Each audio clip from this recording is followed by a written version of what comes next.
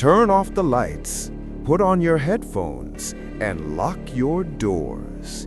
You have entered the world of the unknown. Welcome to the Dead Hour broadcast.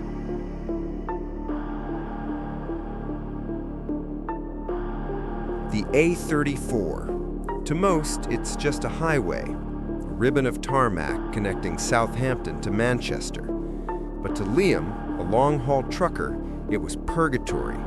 Not because of the traffic, but because of the cold spot. It was a stretch of road just north of Oxford, near the Chiltern turnoff. Every time Liam's 18-wheeler, the Iron Duchess, crossed it, the cabin temperature would plummet by 10 degrees. The heater would whine uselessly. It happened like clockwork, regardless of the season. One drizzly November night, Liam was running late. He hit the spot, and the cold was instant, biting. His breath plumed white. He shivered, flicking on his interior light, glancing at the empty passenger seat. Then, the static. The radio, tuned to a talk show, dissolved into a hiss. A split second later, a woman's voice, thin and watery, whispered from the speakers. "Where are you going?" Liam slammed on the brakes, the massive truck shuddering. The voice vanished. The radio crackled back to the talk show. The temperature climbed back to normal. He laughed it off. A glitch, a short circuit, exhaustion. The next night, he was ready. As he neared the spot, he turned off his radio and plugged his phone into a voice recorder app.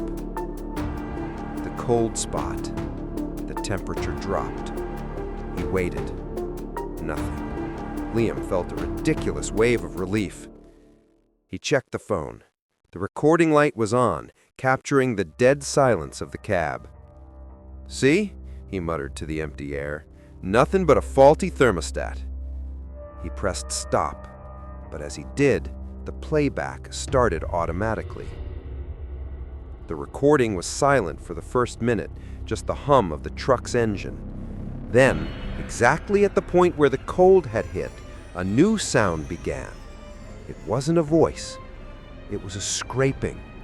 A steady, rhythmic scrape, scrape, scrape. It sounded like rusted fingernails dragging on metal, the metal of his truck's undercarriage. And beneath the scraping, a faint, almost imperceptible sound, singing, a nursery rhyme.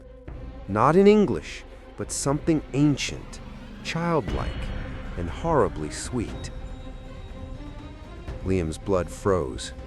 He looked down at the phone, then, slowly, agonizingly, at the passenger side window. The scraping stopped. The singing faded. But, reflected in the dark glass of the window, just for a terrifying heartbeat, Liam saw it. A small, dark shadow pressed against the outside of his cab, and two enormous, white eyes staring directly back at him. He floored the accelerator, not stopping until dawn. He never drove the A34 again. They say if you pull over at the Chiltern services on a cold night, you can still hear the distant, faint sound of metal scraping and a child's forgotten lullaby.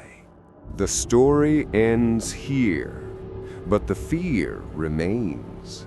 If you want to survive the night, hit that subscribe button.